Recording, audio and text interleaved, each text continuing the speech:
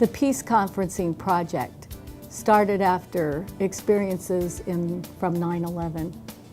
And from that experience, it was vivid to me that students learned through their medium, which was the internet, online information. And from that came the awareness as a classroom teacher for many years.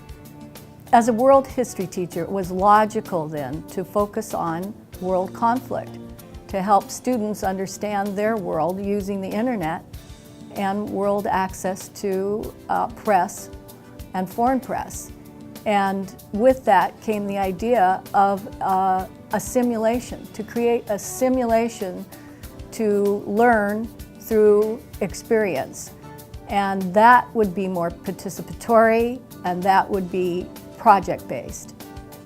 And I came up with the idea of a peace conference, an actual peace conference, where students then had an opportunity to select the world conflict that they would like to solve if they could, and to go to the table with all the many positions that would be represented, that they themselves determine who would be brought to the table, and that one of the students would be trained especially for a mediator job, as in a real peace conference.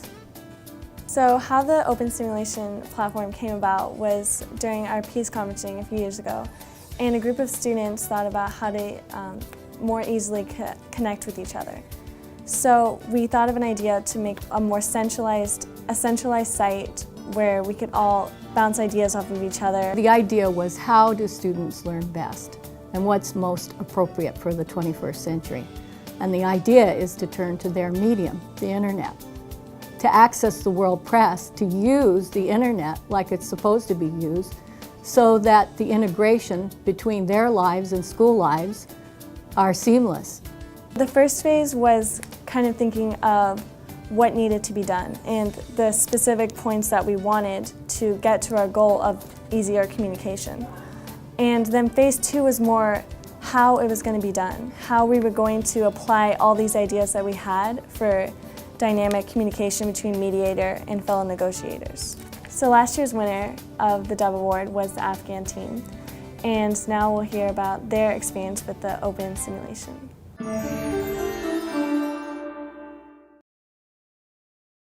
In 9th grade, we participated in the peace conferencing program that Mr. Drucker has all our 9th grade history classes do, and we represented the Palestinian-Israeli conflict.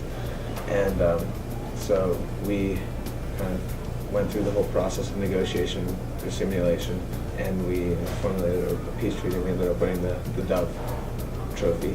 Essentially what the SIM platform was for was it streamlined it and kind of consolidated it in one place to facilitate the research aspect, communication, all those things that really play into the negotiation. And basically, as a mediator, I was kind of like the liaison between the different groups. So, the different members, and I was able to step back and observe what our team needed. And so that's how we started coming up with this idea that, to get everything online. I really learned about how compromise is really important.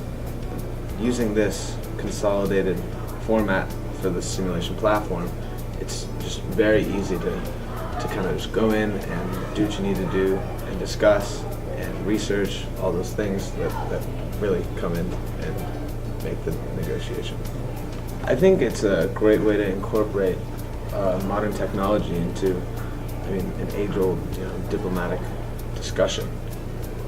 Yeah, for me the most important feature was always putting together the maps. It was really important to me to be able to visualize it and see, well, if these borders, or what's going to happen with this part of the conflict, or where can we help, where can the UN come in, where can they land supplies. Just sort of all the logistics of it were really helped by being able to see the maps. I definitely enjoyed creating new ideas and integrating technology into the school curriculum. We live in an era of technology, and so we should definitely use it to our advantage to help us solve problems. Part of the peace conferencing process, then, as it unfolds, is the idea to use digital media to support face-to-face interaction. technology really brings us together. After we go home, we can't. It's kind of hard to call 20 people. So, on a computer going online, you could like chat with everyone at the same time, and it's a quick and efficient way of getting your ideas together. Students bring a research paper to the peace conference table, and from that perspective, they engage with the other parties in the conflict and specifically become connected to their position. So much so that empathy and understanding becomes one of our major goals.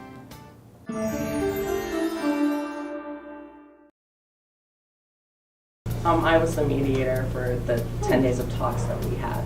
It's about being the person that drives everything forward and kind of moving the conflict forward and not dwelling on too much stuff, and just to stimulate conversation. It's really important to learn how to make sacrifices and be able to look past your own conflict to see what's going to help the big picture. It was really difficult, but I know that we had to put women's rights more on hold, kind of on a back burner, so that we could as a group come together and find a solution and incorporate all our own. It was tough at times. We definitely have very big personalities in this group. My position, I felt like that I listened to many of the heated discussions between Rawa and the Taliban, and I think I learned a lot of like what happened between everybody in the whole group and how everybody contributed. I had a lot of fun playing the Taliban, although I had to really get in the mindset of what this person would be like, what they would act, and what their beliefs in Sharia law and how that would characterize their behavior. I represented the United Nations at the table. There were some challenges that they also encountered. How did they respond to them? And what was hard about that was I really wanted to fund everything that was put down, but I had to be careful because the UN doesn't have they don't have all the money in the world, so I had to pick the most important things that I thought the UN should fund. There are some discoveries made along the way, like this. I think it's really, really beneficial for especially people our age to learn how to sit down and communicate with people their own age and solve problems. I represented Hamid Karzai, the president of Afghanistan, and at the table I tried to listen to each person individually, giving them my attention, which was hard at times because I didn't always agree with Hamid Karzai's position and his actions in his presidency, so that was pretty difficult. I think I learned a lot about that, giving each person my individual attention. Trying to sort of work things out, like, as people, it's definitely a really useful skill to have. Overall, here's what they experienced.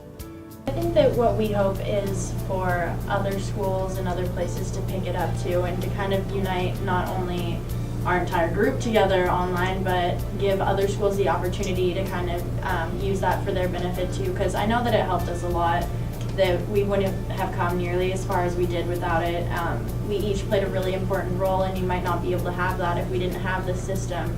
So if other schools can adopt that too, then I think that a lot of progress would be made just to kind of engage students our age, people who are going to be facing these problems very really in the future, and it's just going to be something that will be interesting to see the different opinions and the different aspects and perspectives. So in a sense, peace conferencing is like a video game where students play the role through 10 distinct phases to come up with their negotiated peace settlement.